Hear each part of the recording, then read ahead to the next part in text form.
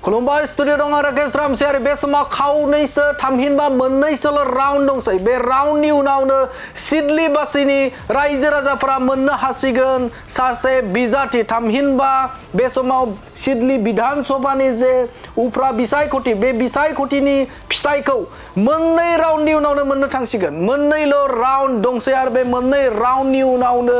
आबुं मोनथिसिगोन जे सोर बिजाथिया देरहासार जागोन सिडली विधान सभायाव नंगौ बे समाव उफ्रा बिसायख'थिनि आपडेटखौ नोंथांमोननि गेजेराव बड'लेण्ड बुब्लिया होबाय थादों गुबुन गुबुन बियाबाव थामहिनबा बबे बबे बियाबाव आसामनि मोनबा बियाबनि गेजेराव सोर साबैसेया देरहानो थांखो थामहिनबा बे समाव लिडिं खालामबाय थादों नोंथांमोननि गेजेराव होदों आरो बेनिनो सिडली विधान सभायावबो भट साननाया सोलिबाय थादों आरो भट साननायनि मोननै राउन्डआवनो आबुं मोनथिसिगोन दे सिडली विधान सभायाव सोर देरहानायनि लामायाव आरो बे समाव मख'नांगोन जे सिडली विधान सभायाव 18थि राउन्ड बे भट साननाया सोलिबाय दङ थामहिनबा बे समाव सोलिखांबाय आरो बेनिनो लिडिं महरै थामहिनबा प्राय देरहानायनि लामायाव इउपिपिएलनि बिजाथि बिथां निर्मल कुमार ब्रह्मआ लिडिं खालामबाय दं बिथाङा देरहानायनि लामायावसै बे समाव बिथाङा लिड खालामदों थामहिनबा बिथाङा मोननो हादों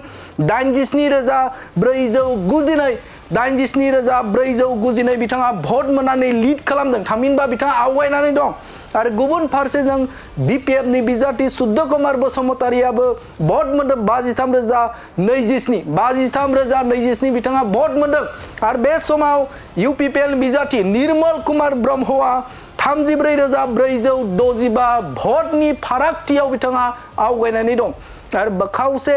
समनि उनावनो थामहिनबा मोननै राउन्डनि उनावनो बे समाव मोनथिसिगोन दे सिडली विधान सभायाव सोर बिजाथिया देरहासार जागोन थामहिनबा बे समाव नोजोर होयोब्ला मोननै राउन्डआव जुदि नोजोर होयोब्ला आरो जाखिनि 18 राउन्ड थांबाय बे 18 राउन्डआव जुदि नोजोर होयोब्ला प्राय बिथां एनडिएनि बिजाथि थामहिनबा इउपिपिएलनि बिजाथि निर्मल कुमार ब्रह्मनि देरहासारनाया रोखासिन जानायखौ नुनो मोनदों बे समाव बिथाङा 34,465 भटनि फारागथियाव बिथाङा आवगायना दं आरो बेखौ नोजोर होयोब्ला बिथांनि देरहानाया प्राय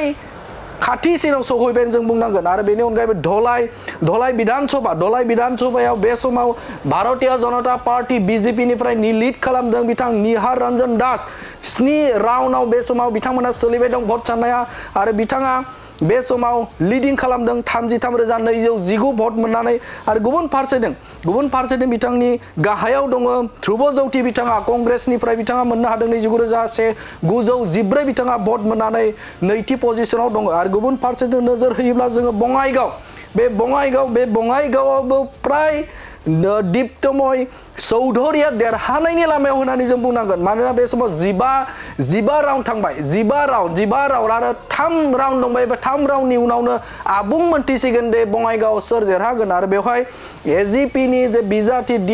दीप्तिमय चौधुरिया प्राय देरहानायनि लामायाव मानोना बिथाङा मोननो हादों 65,580 भट मोननो हादों आरो बे समाव आइएनसिया मोननो हादों